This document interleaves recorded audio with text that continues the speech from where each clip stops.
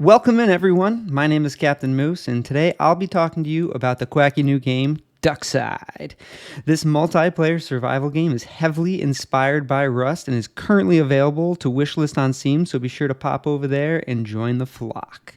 Now, I know that getting started in these games can be a little bit difficult, and not knowing what to do early on can be extremely deterring to new players, so here are a few things that I do when I'm just getting started. Before you can start playing, you're going to want to pick a server that's right for you.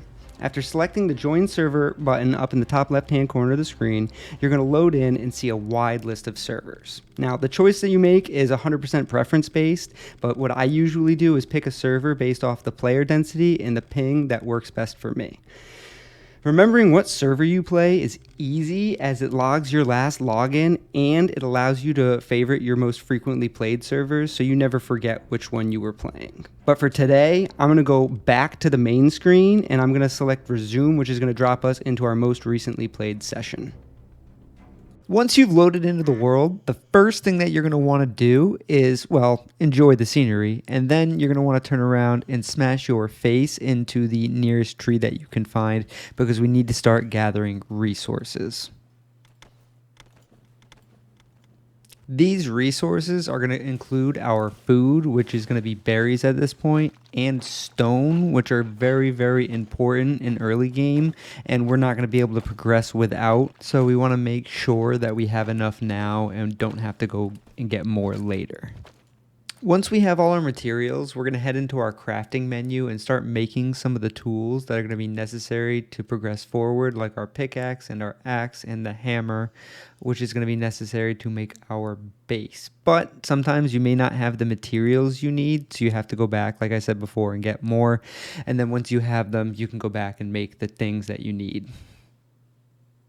Once you've got a solid assortment of tools and a crossbow that I definitely didn't forget to record me crafting, you can decide where to make your base. Now, what I like to do when deciding where to make my base is pulling up the map and kind of just picking like a faraway corner somewhere where I don't feel like is going to be a heavy traffic area for a lot of players. In these kind of cases, I stay away from the middle of the map and kind of try to head up towards like that A1, A2, A3, 4 area and kind of make my base out that way. So we're going to head out there, and once we get out there, I will start making the base. This next thing may seem like a no-brainer, but a quick tip when traveling across the map is to use these air tunnels. They kind of push you up into the air and allow you to get a better view of where you want to go. And once you're up there, you're flying forward, you can kind of dive bomb down and speed forward to give yourself a little bit of a boost, and it makes travel across the map a lot faster.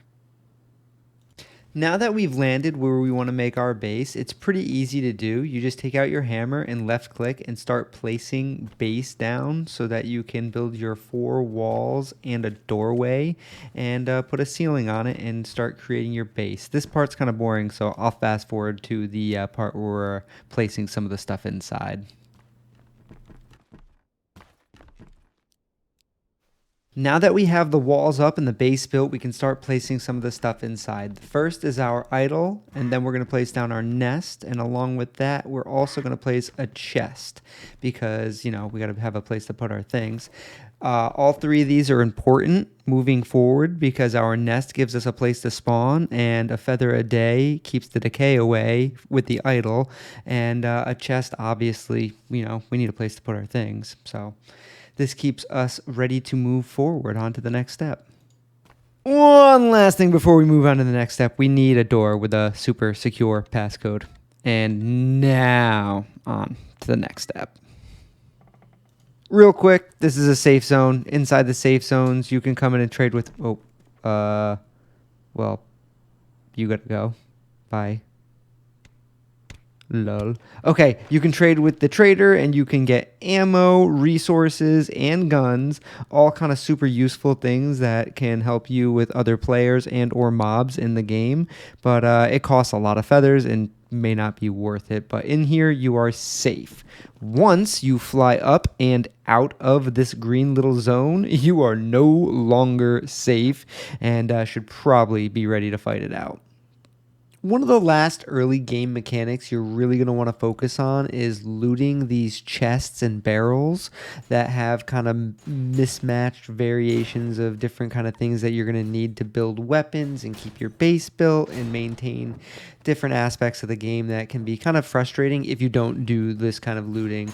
And different things you break are going to give you different objects. Like these gas cans give you the pipes, and these oil tanks will give you feathers and burlap and all sorts of wire and other sorts of goodies. These gas stations are a place where you can come and use these vending machines that will give you blueprints for all sorts of different things in the game that you may need moving forward.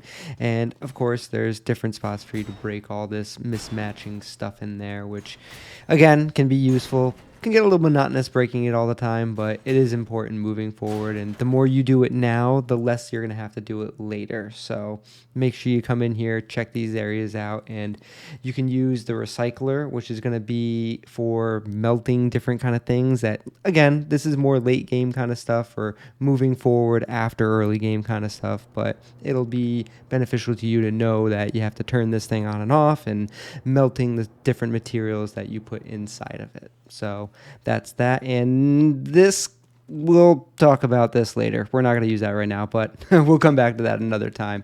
This is very important moving forward, that you get these materials and you get them back to your base safely, because you don't want to get killed transferring all this stuff.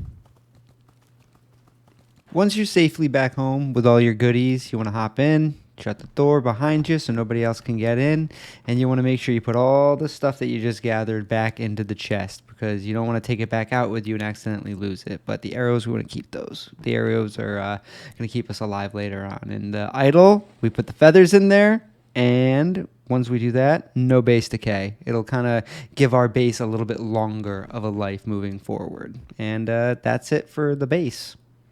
And it's pretty much it for the video. I've covered everything that I've wanted to this video. It's all very basic beginner level stuff, but if it was helpful for anybody out there, then I count it as a success. So if you have any questions or suggestions for future videos, go ahead and leave a like on the video and drop a comment, and let me know what you'd like to see moving forward. And make sure you subscribe, because, you know, if you like the video, there's going to be a lot more foul content in the future. I'm sorry. All right. Thanks for watching, guys.